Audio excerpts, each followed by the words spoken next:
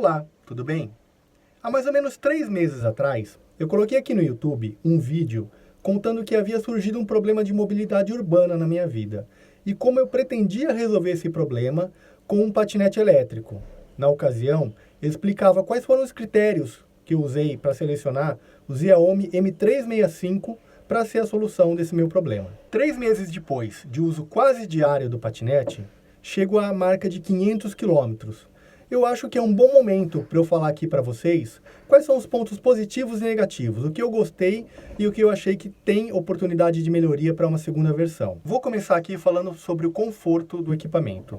Um dos pontos que eu acho que cabe uma pequena melhoria é o tamanho da base de apoio dos pés. Se a base fosse um pouquinho mais larga, seria possível colocar os pés de forma paralela em cima dela. Da forma como é hoje, os pés são colocados um na frente do outro. De forma paralela, eu acho que melhoraria a posição de direção, enquanto aumentaria um pouco o equilíbrio. Um item um pouco mais eloquente é o fato de que você vai sentir todas as imperfeições do pavimento. O patinete, pelo fato de não possuir uma suspensão, ele transmite para o seu corpo, para suas mãos e para os seus pés, todas as vibrações que ele capta da rua ou da calçada de onde você está andando. Seria muito bom a Xiaomi pensar para uma versão 2.0, colocar uma suspensão, mesmo que seja pequena, que diminuísse um pouquinho essa vibração. Para melhorar um pouquinho esse aspecto, eu sugiro você deixar o pneu com 40 libras.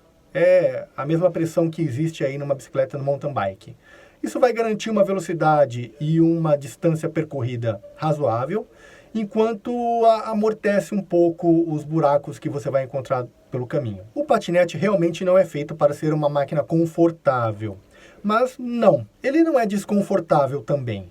Você consegue tocar por uma distância razoável sem sentir maiores problemas. Quanto à duração da bateria, bom, para minha necessidade, ele tem atendido totalmente. Meu uso diário fica entre os 13 e 15 quilômetros. Eu chego com um pouco menos de metade da bateria na minha casa no final do dia. Quer dizer, daria para andar até um pouco mais. Então, para o meu caso, a autonomia da bateria é bastante suficiente. No manual, especifica que no modo normal você tem 20 a 22 km de autonomia da bateria, enquanto que no modo Eco, onde a velocidade é um pouquinho diminuída, você tem até os 30 km de autonomia. Facilidade de transporte. Como eu disse, o equipamento, quando dobrado, é bastante transportável. Eu consigo colocar ele dentro do ônibus fretado com bastante facilidade, consigo trazer ele aqui para o escritório também com bastante facilidade. Ou seja, de uma forma geral, a transportabilidade do equipamento é bastante satisfatória. Você consegue levar ele de lá para cá, guardar ele em espaços pequenos de uma forma bastante simples. Durabilidade. Bom, eu estou fazendo aqui o review dos 500 km. Até agora, não tive problema nenhum. A sensação que o equipamento passa é de um equipamento muito bem construído e durável. Parece que ele vai durar, sim, bastante tempo. Como eu disse, após 500 km, 3 meses de uso quase que diário, nenhum problema. Apareceu uma folga ali, um joguinho aqui, mas enfim, nada que comprometa mais seriamente essa sensação de que o equipamento é feito para durar. Uma das preocupações que eu tinha quando eu comprei o equipamento era sobre a possibilidade de furos nos pneus. Existem alguns fóruns, principalmente fóruns de outros países, em que algumas pessoas reclamam da frequência em que os pneus furam. Bom, no meu caso, após 500 km, não tive problema com isso. Os pneus não furaram e funcionaram adequadamente durante todo esse período. Em relação à segurança, e eu não estou falando aqui de segurança pública, em relação a assaltos, em relação à segurança de se andar com o patinete pelas vias, pelas ruas, pelas calçadas. Eu tenho sim algumas dicas para dar. O primeiro ponto é ver e ser visto. Então, é muito interessante que você ande com as luzes acesas, que você use roupas claras, que você tenha certeza de que os motoristas que estão na via te vejam e, obviamente, te evitem, não passem por cima de você. No meu caso, tanto pela manhã quanto pelo final da tarde e noite, eu uso luzes de sinalização de bicicleta na minha mochila. Isso aumenta bastante a minha visibilidade para os motoristas que vêm atrás. O farol do equipamento também é bastante adequado. De manhã e no final da tarde, como eu disse, muitas vezes eu pego períodos de completa ausência de sol.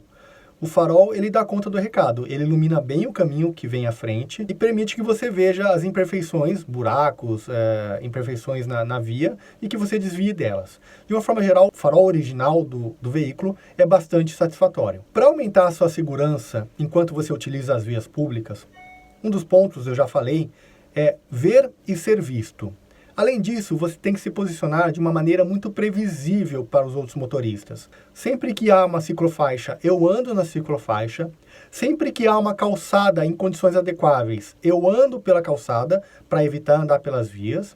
E quando eu estou numa via, numa rua, eu faço questão de andar ali pela direita, como as bicicletas, e eu faço questão de ser previsível. Qualquer mudança de direção, qualquer atitude que eu vá tomar, para que os motoristas que venham atrás saibam o que eu vou fazer e tenham condições de evitar e de manter uma distância segura. Uma coisa bem legal, e eu falo naquele meu primeiro vídeo, é que o veículo ele possui uma característica de recuperação da carga da bateria quando você freia ou quando você está em descidas. A energia é devolvida para a bateria e isso aumenta um pouquinho a distância final que você vai conseguir percorrer durante o dia. O freio também é bastante bom, supre bem as minhas necessidades. O freio dianteiro ele é elétrico, é bem interessante porque com o veículo desligado ele não funciona, e o freio traseiro ele é disco mecânico. 90% ou 80% da capacidade de frenagem vem da roda dianteira, então nem pensem em pegar o veículo e sair por aí com ele desligado. Ele precisa estar ligado para o freio funcionar. E uma característica bem interessante é que o freio é ABS. Ele não trava o freio da frente. Então você pode apertar com toda a força que ele vai fazer uma frenagem bastante tranquila e gradual. Como eu disse, após esses 500 quilômetros, começaram a aparecer alguns barulhinhos, algumas folgas, alguns nheque-nheques. É normal, eu entendo que isso não prejudica de uma forma geral a segurança e a durabilidade do aparelho, mas é algo que poderia não existir. De uma forma geral, eu estou bastante satisfeito com o equipamento. Ele tem suprido, sim, a minha necessidade. Ele resolveu o meu problema de mobilidade urbana, no que eles chamam de last mile. Ele me leva do ônibus fretado até o trabalho e vice-versa, de uma forma muito prática, rápida e segura.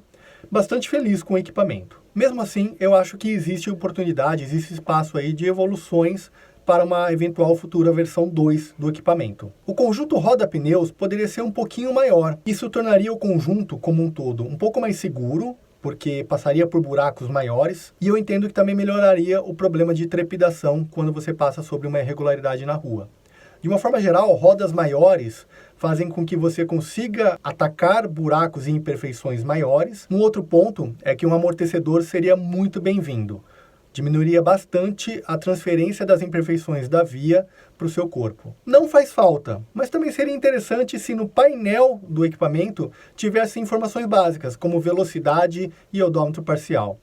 Hoje você só tem essas informações consultando o aplicativo e, obviamente, andar com o telefone pendurado no guidão não é legal. Eu acho que, além de poder derrubar o telefone, é uma coisa a mais para você se preocupar. Em ruas muito esburacadas, é difícil você manter a aceleração. Você fica com o dedo no acelerador, passa no buraco, sua mão escorrega, o acelerador vai para frente, vai para trás. Enfim, não é um problema grave, mas se o acelerador fosse um pouquinho mais duro ou digital, em que você colocasse lá a potência que você quer, 10%, 20%, 30%, pressionando um botão, eu acho que melhoraria, principalmente nas vias aqui do Brasil, que são muito ruins e fazem com que a sua mão fique indo para frente e para trás no acelerador. E por fim, eu acho que seria muito legal você ter uma opção turbo, em que a potência fosse aumentada por um curto período de tempo, para subir aquela subida que está complexa, ou então para ter um pouquinho mais de velocidade no momento que você precisa. De uma forma geral, os 26 km por hora que o equipamento é capaz de fazer supre bem as minhas necessidades, mas tem horas que falta realmente aquele pouquinho a mais de potência para encarar aquela ladeira um pouco maior ou para andar um pouquinho mais rápido em momentos específicos. Bom, pessoal, é isso aí. Esse rápido depoimento sobre os 3 meses de uso do M365. Espero estar aqui de volta fazendo o review dos 1000 km. Como resumo, eu posso dizer que realmente estou satisfeito com o equipamento, ele atende bem às minhas necessidades, existe espaço para melhoria, como quase tudo na vida. Se vocês tiverem dúvidas, se vocês quiserem saber algo mais específico, usem os comentários aí embaixo. Eu, na medida do possível, tento responder todos eles. Até a próxima!